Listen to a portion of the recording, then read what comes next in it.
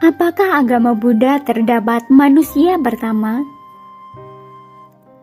Sebenarnya tujuan Dhamma, ajaran Sang Buddha, lebih cenderung dipergunakan untuk mengendalikan pikiran, ucapan, dan perbuatan. Dan kemampuan seseorang untuk mengendalikan diri ini sama sekali tidak ada hubungan langsung dengan pengetahuan tentang manusia pertama. Tanpa mengetahui manusia pertama sekalipun, seseorang bisa saja mencapai kesucian. Namun, dalam salah satu kesempatan, kepada mereka yang telah mempunyai kemampuan batin dari latihan meditasi yang tekun, sehingga mampu mengingat berkali-kali muncul dan kiamatnya bumi, barulah Sang Buddha menceritakan terjadinya manusia pertama. Cerita Sang Buddha hanya kepada mereka yang mampu mengingat terbentuk dan kiamatnya bumi ini, agar ada orang yang bisa menyaksikan serta mengingat sendiri peristiwa yang disampaikan Sang Buddha. Tentu saja sikap Sang Buddha ini berhubungan dengan pengertian dasar dalam Dhamma, yaitu datang dan buktikan, bukan datang dan percaya saja.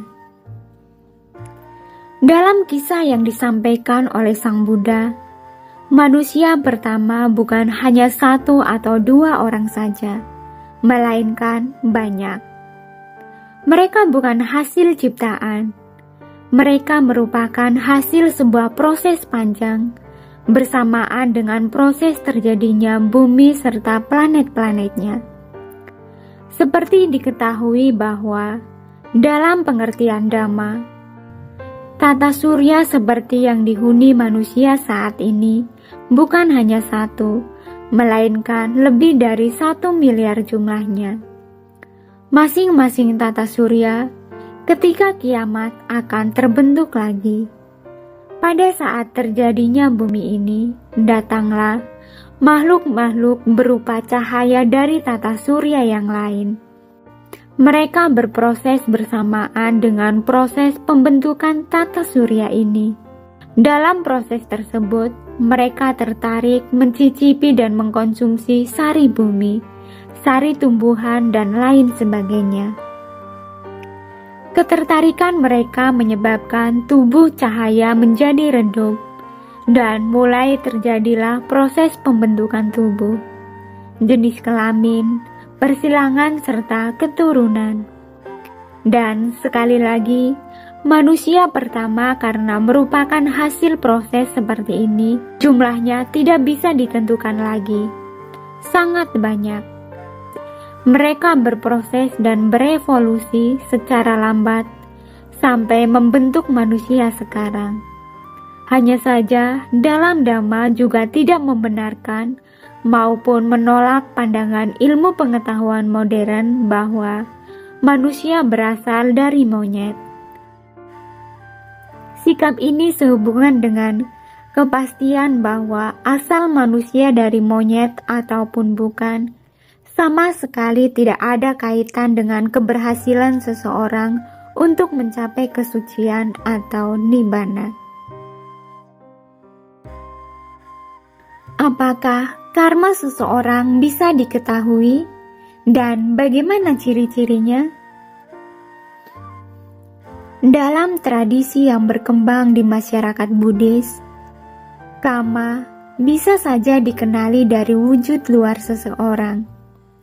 Hal ini juga disebutkan dalam salah satu syair Dhamma bahwa setiap orang dilahirkan oleh karma sendiri, dilindungi oleh karma sendiri. Jadi, bentuk lahir seseorang adalah bagian dari karma yang harus dijalani. Oleh karena itu, dalam masyarakat dapat dijumpai orang yang mampu, misalnya, membaca garis tangan untuk menyebutkan masa lalu maupun masa depan seseorang. Kemampuan ini disebabkan karena garis tangan juga merupakan salah satu tanda bawaan kama lampau.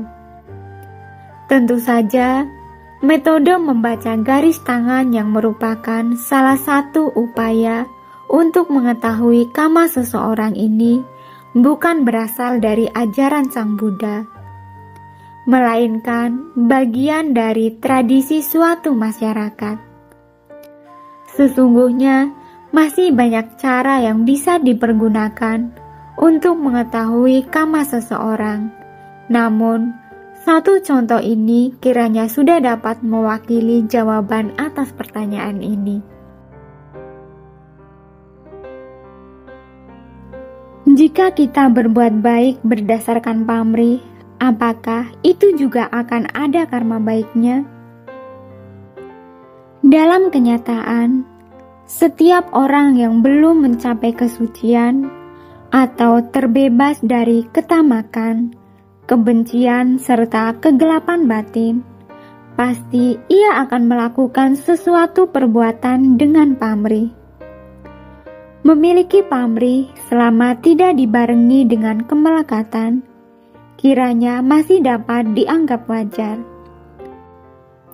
Oleh karena itu, disebutkan bahwa niat semoga dengan kebajikan yang saya lakukan sampai saat ini akan membuahkan kebahagiaan dalam bentuk apapun yang Bapak, Ibu, Saudara sekalian harapkan. Sepintas harapan ini memang tampak berpamrih. Namun, sebenarnya rumusan niat ini dipergunakan untuk mengarahkan para umat dan simpatisan Buddhis yang masih dalam tahap awal agar mereka berkenan melaksanakan kebajikan secara lebih terarah. Sedikit demi sedikit, apabila batinnya mulai mengingat dengan pengertian Dhamma, maka ia pun akan bisa diarahkan untuk mencapai kesucian atau nibbana. Dalam tahap akhir seperti ini, semua tindakan yang dilakukan tidak akan lagi mengharapkan pamrih. Semua tindakan dilakukan demi tindakan itu sendiri. Kondisi ini seperti bunga yang mekar demi mekarnya sendiri, bukan karena ingin diletakkan di tempat yang bagus atau menghindari tempat yang buruk. Adapun perbuatan yang berpamrih, sejauh masih dapat digolongkan sebagai perbuatan baik yang mampu memberikan kebahagiaan untuk banyak pihak, maka si pelaku masih tetap dianggap menanam karma baik, yang pada suatu saat nanti akan ia rasakan buah kebahagiaannya. Terima kasih sudah menonton, semoga bermanfaat dan semoga Anda berbahagia.